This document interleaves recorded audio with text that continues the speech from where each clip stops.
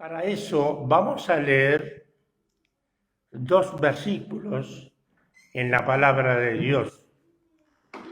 Efesios capítulo 6, versículo desde el 10 hasta el 12. Podríamos leer hasta el 13. ¿Sí? Libro de Efesios, capítulo 6, versículo 10, comienza así.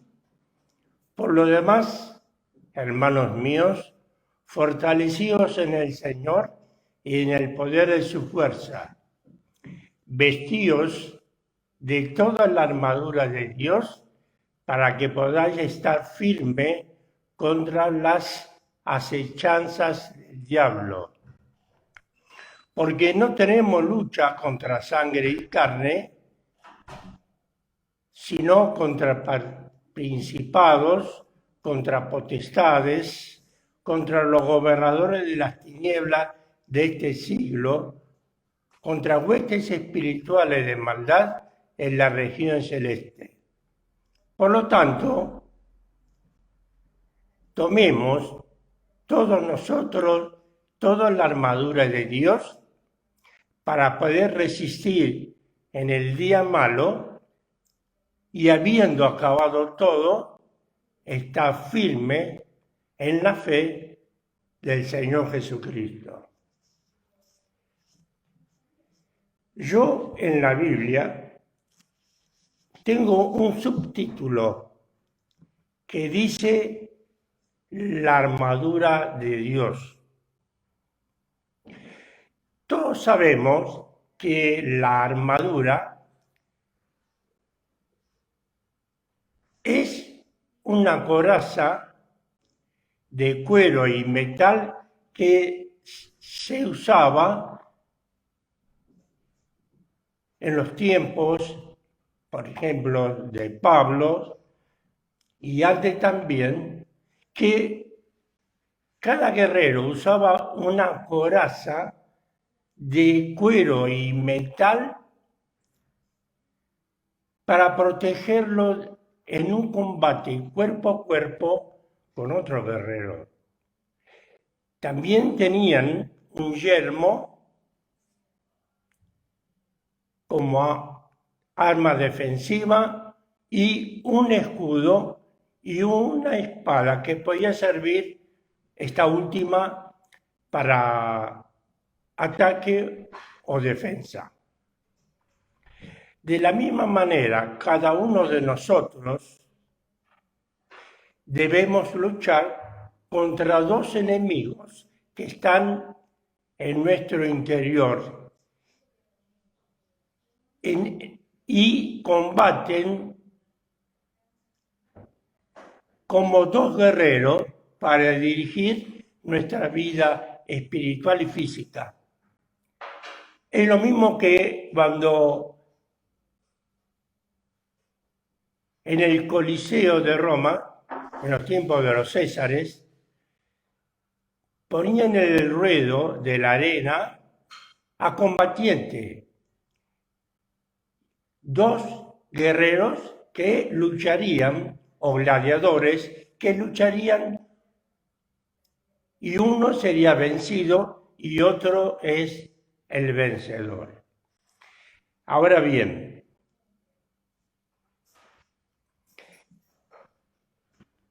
de la misma manera que en nuestro interior cohabitan dos naturalezas, combatiendo entre sí para dirigir nuestra vida espiritual y nuestra vida física. Quiere decir que debemos luchar contra la vieja naturaleza que nos empuja a pecar contra Dios. Con respecto a esto, les invito a leer Santiago, capítulo 1, versículo 12 al 15. Dice así: bienaventurado el varón que soporta la tentación, porque cuando haya resistido la prueba, recibirá la corona de vida que Dios ha prometido a los que le aman. Cuando alguno es tentado, no diga que es tentado de parte de Dios, porque Dios no puede ser tentado por el mal, ni Él tienta a nadie, sino que cada uno es tentado cuando de su propia concupiscencia es atraído y seducido a pecar. Entonces la concupiscencia, después que ha concebido, da a luz el pecado, y el pecado, siendo consumado, da a luz la muerte.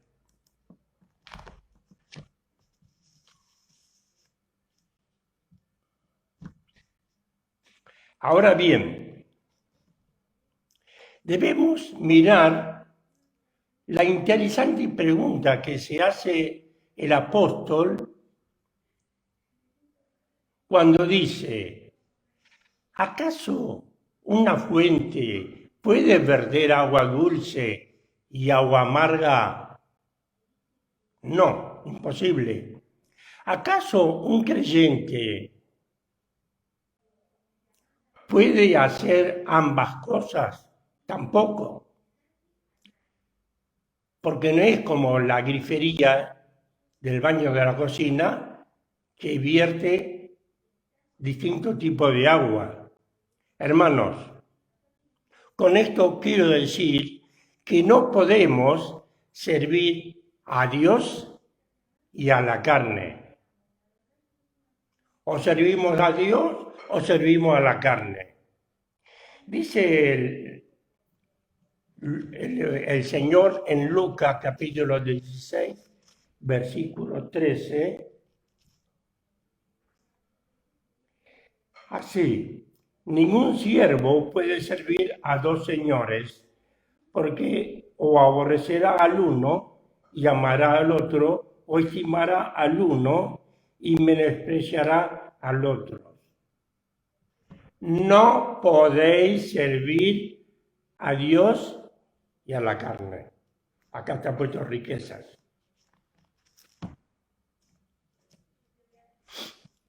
Mis hermanos, en el plano espiritual, hacer eso nos traería confusión, haciendo los deseos del espíritu y los deseos de la carne. Y aquí entra a tallar un sentido. El hombre tiene 5 sentidos, pero yo agrego otro más, que sería la conciencia. Es el sexto sentido, y ella nos guiará a hacer lo bueno delante de Dios y rechazar al tentador por medio de una arma poderosa que tenemos y que algunos hermanos poco utilizan. ¿Saben cuál es? La oración. Debemos orar constantemente, a tiempo y fuera de tiempo. El Señor le dijo a sus discípulos, cuando estaba en el huerto de Getsemaní, ya traicionado por Judas, lo siguiente. Se lo dijo a todos y en especial manera a Pedro: orad para que no entréis en tentación. Y el versículo 18 del capítulo 6 que hemos leído en el encabezamiento agrega: orando en todo tiempo, con toda oración y súplica en el Espíritu, y velando en ello con toda perseverancia y súplica por todos los santos. Por lo cual debemos orar los unos por los otros, a tiempo y fuera del tiempo, para que el Señor en su gracia nos conceda la bienaventurada esperanza de tener un día hermoso.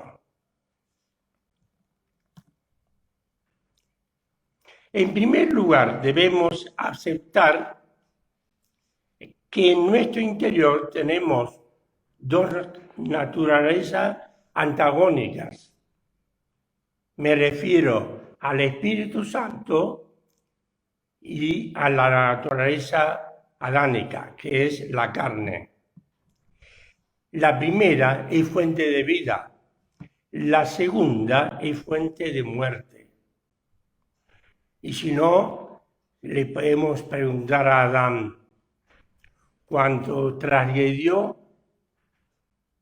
la voluntad de Dios al comer el fruto prohibido.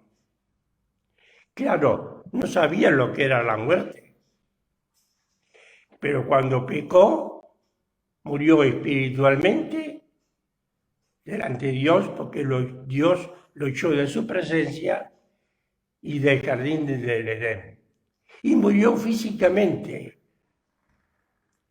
cuando le llegó la hora. Ahora, veamos un ejemplo de esto en su entrevista que tuvo el Señor con Nicodemo. Después que le hizo a Nicodemo varias preguntas, el Señor le contestó: Nicodemo, para entrar en el reino de Dios tenés que nacer de nuevo. Quizás Nicodemo con una sonrisita le habrá respondido, pensando en la parte física: Maestro, siendo ya viejo me será imposible entrar en el vientre de mi madre y nacer. El Señor respondió: Nicodemo, el que no naciere del Espíritu Santo y del agua no podrá entrar en el reino de Dios, porque el que es nacido del Espíritu, Espíritu es. Nacer de nuevo significa tener vida divina por medio de Cristo, por haber creído en Él como nuestro Salvador. El Señor nos enseña a luchar como guerreros contra los deseos de la carne. ¿Cómo? Ya lo dije y lo voy a volver a repetir: orando a tiempo y fuera de tiempo. En cambio, es santa la naturaleza de Cristo, el postrer Adán, por ser nuestro sustituto delante de Dios cuando se ofreció como víctima en la cruz de Calvario. Leemos en 2 Corintios, capítulo 5, versículo 17, un versículo muy conocido que dice así: si alguno está en Cristo, nueva criatura es, las cosas viejas pasaron y aquí todas son hechas nuevas. Hermanos, no olvidemos que ambas naturalezas tienden a tener el dominio total sobre cada uno de nosotros. Una para bien y otra para mal. Pero el Señor nos insta, nos invita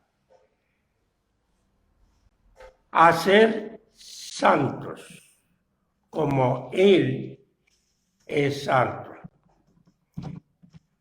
Leamos 1 de Pedro, capítulo 1, versículo 13 al 16. Por lo tanto, hermanos, ceñid los lomos de vuestro entendimiento, sed sobrios y esperad por completo en la gracia que se os traerá cuando Cristo sea manifestado. Como hijos obedientes, no os conforméis a los deseos que antes teníais, estando en vuestra ignorancia, sino como aquel que os llamó es santo, sed también vosotros santos en toda vuestra manera de vivir, porque escrito está, sed santo, porque yo soy santo.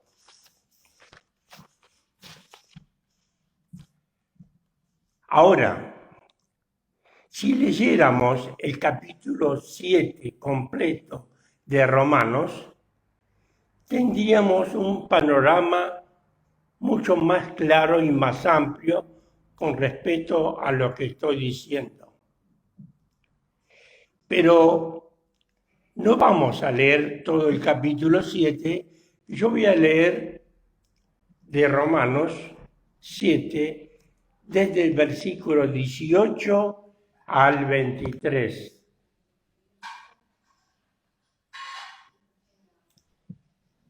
Dice así: yo sé que en mí, esto es, en mi carne, no mora el bien, porque el querer el bien está en mí, pero no en hacerlo.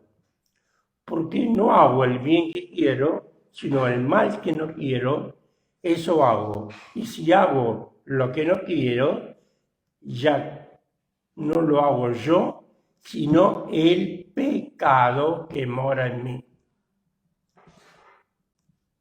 Así que, queriendo yo hacer el bien, hallo esta ley en mi carne, que el mal está en mí, porque según el hombre interior me deleito en la ley de Dios, pero veo otra ley en mis miembros que se revela contra la ley de mi mente y que me lleva cautivo a la ley del pecado que está en mis miembros.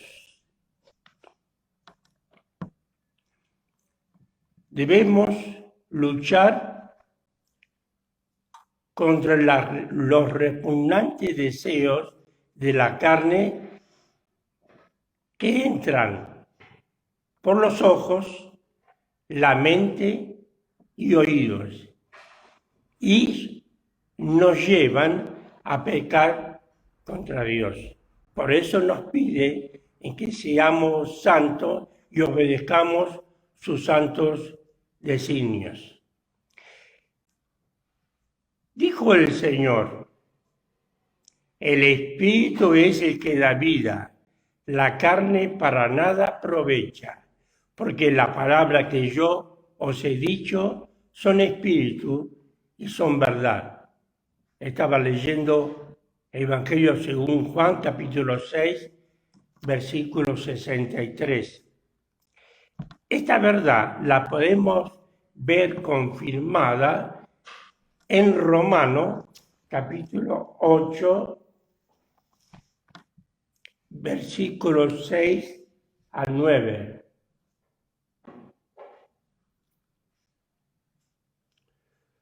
Porque el ocuparse de la carne es muerte, pero ocuparse del espíritu es vida y paz.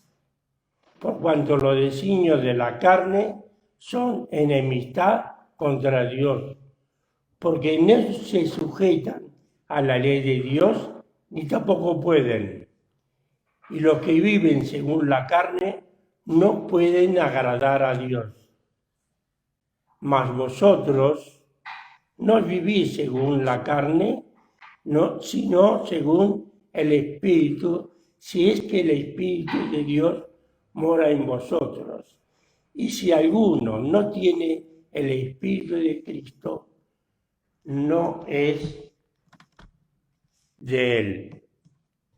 Yo ahora les pregunto a cada uno de ustedes: ¿qué debemos hacer con los deseos de la carne que nos hacen pecar contra Dios? Interesante pregunta. Yo no tengo respuesta, pero sí la tiene Dios.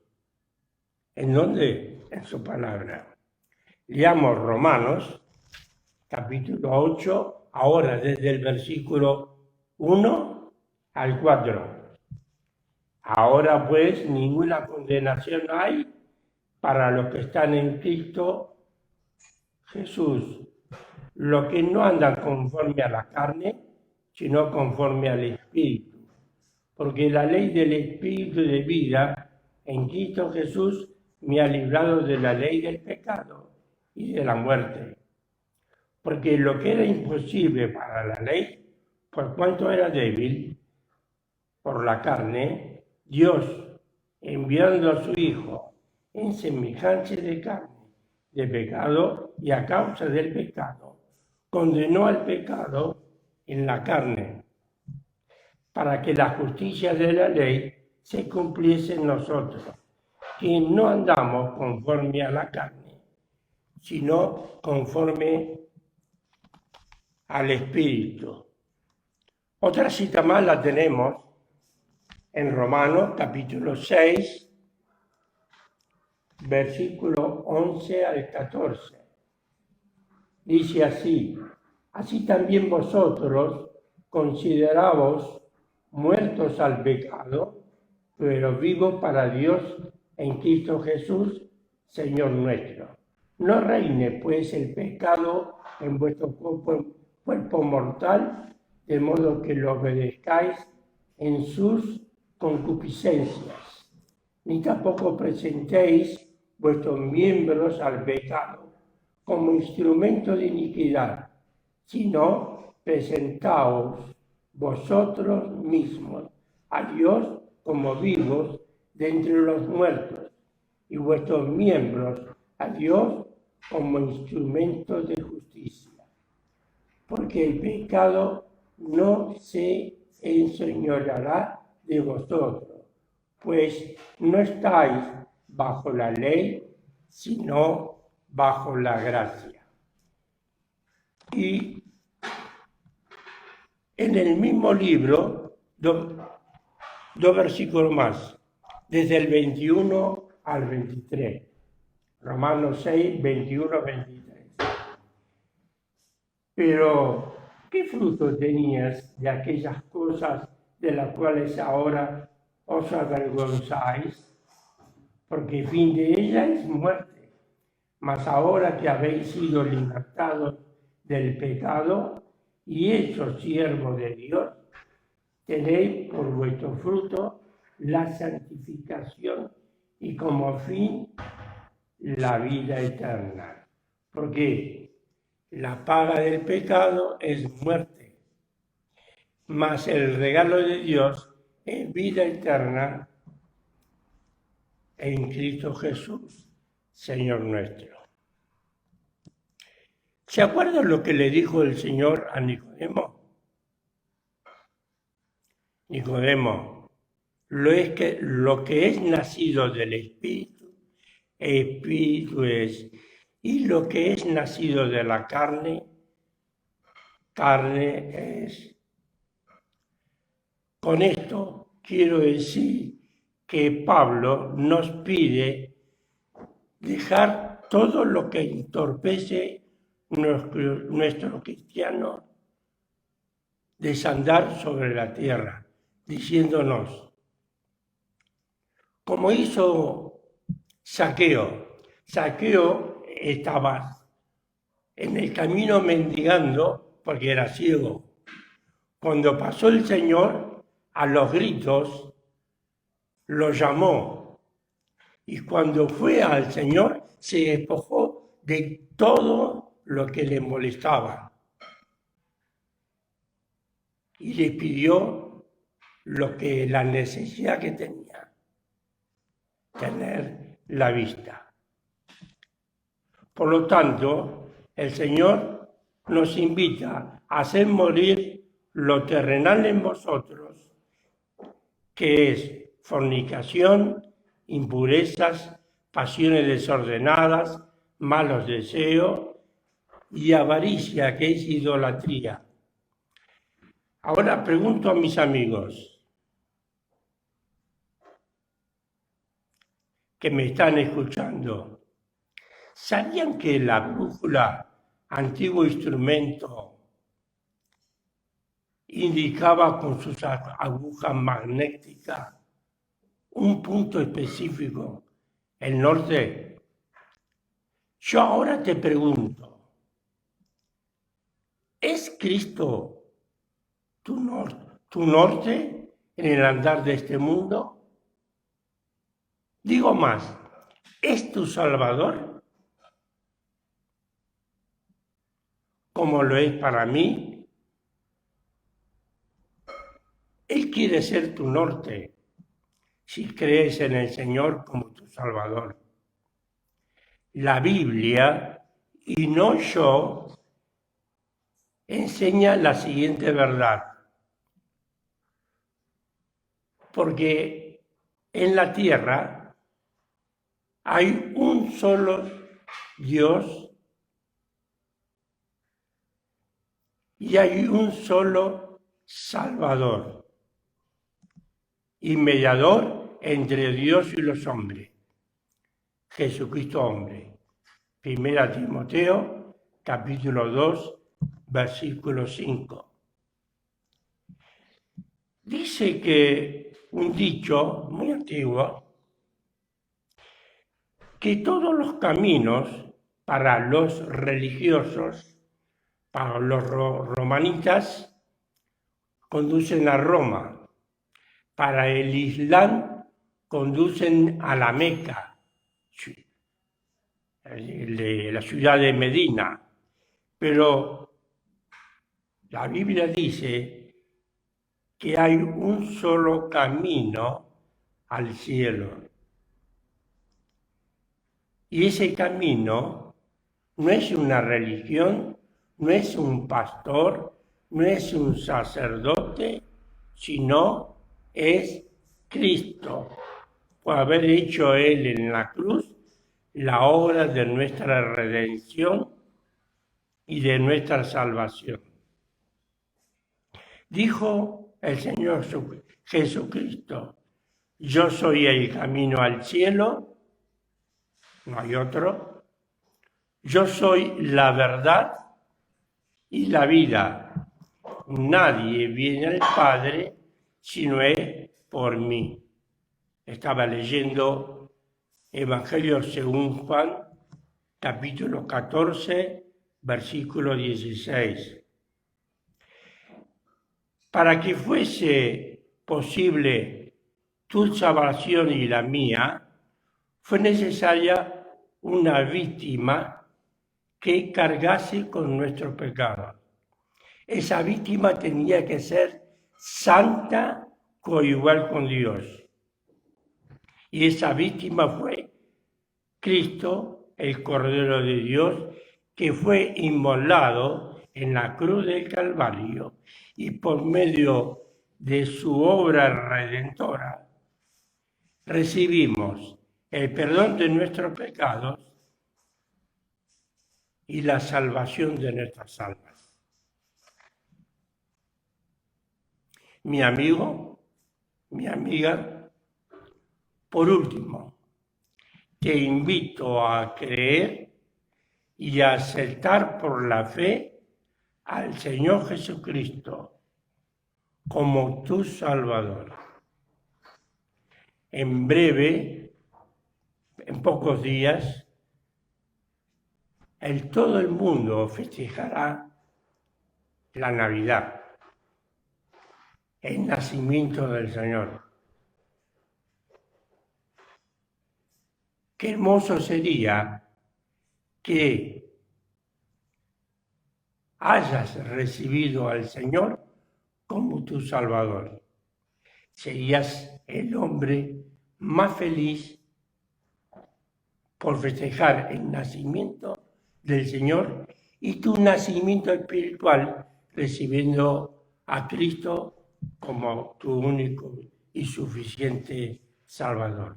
Que el Señor te bendiga y que hayas hecho una muy buena elección recibir al Señor como tu Redentor. Que el Señor te bendiga.